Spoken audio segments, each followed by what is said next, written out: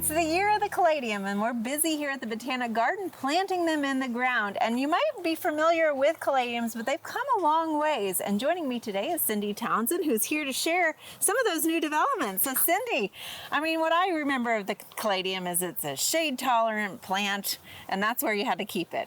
But well, now they are a game changer because they are no longer just for shade, they're for sun and shade, or that transition zone. And so what excited me about the caladiums is they have consistent color, and we've had so many people have the north and south side of their house or the east and west side of their house, and they wanted consistency. They wanted the same plant, but they couldn't do it because you have more sun or more shade on one side. Or even the left side to the right side of your front door, right? Right. And so caladiums, what they've done with the caladiums in the breeding process is you can now have the same caladium on both sides for that consistency. Oh, excellent. And they do great. So we've got several of them here. Some of them were the ones we are planting here at the Botanic Gardens, and then you've got some others to show us. So it is the year of the caladium. So there is a caladium of the year, correct? Is that the Blushing Bride, which is a sweet name, is the caladium of the year. And the neat thing about Blushing Bride for us in Oklahoma especially is it is a strap leaf, and the strap leaf is more arrow-like, right? But they're also a little bit shorter, they're more heat tolerant, they've got a thicker consistency. And another thing about Blushing Bride is it reveals the color change in the caladium. So like they'll start out a little bit more pink as a Blushing Bride and then turn white and be that full-blown bride. So it really is a great example of what a caladium can do. Right, and I just love that the colors that they're coming in. You've got some that are almost like an orange color here too. Yeah, we've got dawn to dusk, and what I love about that is it has a more tropical feel. And another thing that I think is great is they've got, usually think of caladiums as white and red and pink, but they've got these oranges and other colors that they're incorporating in. They've got like fall colors that you can now have with the caladiums, and that's why I love dawn to dusk. It kind of reveals that tropical feel, blotchiness, and brings in some oranges. And now that one is a shade plant, I believe, right? This particular one is. Okay. But the rest of these are more towards the sun. So let's kind of go down the line here and let's look at what all we have. So Heart's Delight. Yeah, Heart's Delight is one that's got a lot of red in it. And it goes from full sun to full shade. Okay. And then this one, I love this one. I mean, isn't it fun? Look at how big that leaf is. It's like a party on one leaf. It's just, and this is a fancy leaf.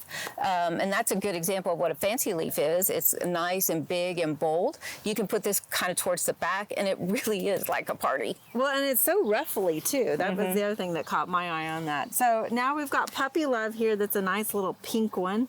Well, and Puppy Love just has just a sweet color to it, and it's more of a medium range, so you can kind of use that as a filler to have other colors filling in next to it. And the nice thing is, I think a lot of times when you were to plant these in the shade, you have to think about how to highlight them so that they're not so dark, which is why these white ones work well, but we don't have to worry about that when they're in the sun anymore, do we? No, we don't. This one is Water's Edge, which is just a beautiful one here. I mean, you can't go wrong with white in the garden, especially at night, right? So it's going to kind of highlight that even more. Yeah, and then again, it's got that big bold leaf to it, and the more sun, the more white you're going to see. And the big difference with the white star here too is I like how it's got that starburst of red in the center there. Isn't that fun? Yeah, and of course these are going to get bigger. They're very small at this point, but they are getting larger. We've got, what is this one? This is Red Glamour? Yeah, Red Glamour. And it does have a bit of glamour to it. It's kind of got a shine. It's got a nice frame with the green. And then it's got a dark red vein, and then it just kind of shines. So it really is glamorous. And then finishing off here, Burning Heart. I mean, that... Again, that sort of goes back to a little bit different color. I mean, it has a little bit of that orange mixed in it. Yeah. Well, you know, Classic Caladiums really hooked us up with several of these bulbs, and we appreciate that. Tell us a little bit about, you know, planting these, what the timing. I mean, it is June, and we're now getting them on the ground. A lot of times I think people think it's April 15th, let's get the annuals out, but that's not the case on caladiums. You want to hold off a little bit. You really do. You put them in the same time, you know, you want like 65 degrees in the nighttime. So that really does push that planting schedule back. So it's something that you might leave space for while you're in a rush to plant things early spring. They're also a plant that will carry you through the summer. So when other plants are kind of exhausted from the heat, that's when the caladiums really shine. And you don't have to worry about the color, because unlike flowers that might die every, these are going to be consistent with the color throughout the season. So that's fabulous.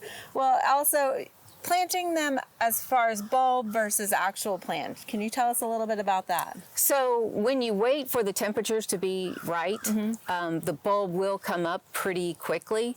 If you're impatient or have something that you really need color for right instant gratification. Yeah, you can. I would go ahead and buy the finished product and go ahead and get that in. And I know you really can just plant the bulb, because they'll come up and start doing their thing within about 4 weeks. Okay. So that's a good thing. And the bigger the bulb, the more the leaves. I was gonna say, a lot of times we question what size bulb or how big of a bulb, but that really does correlate to the number of leaves you're going to get. Because you've got dormant buds right there waiting to burst open. So the bigger that bulb, the more dormant buds you have that can just explode. Okay. out. So if people don't have caladiums out just yet, it's not too late. And Not we've at had all. a really wet, mild spring. So there's plenty of time to get them out. And people are kind of pushing this into fall color, right? They are. We're pushing them into fall color and Christmas.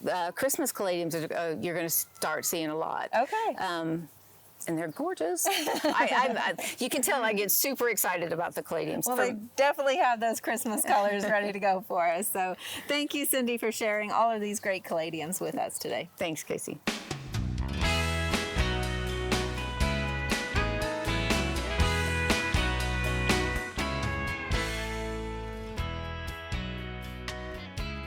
We hope you enjoyed this video as part of our Oklahoma Gardening YouTube channel. You can also find even more videos on the OK Gardening Classics YouTube channel. And join us on social media for great gardening tips, photos, and discussion.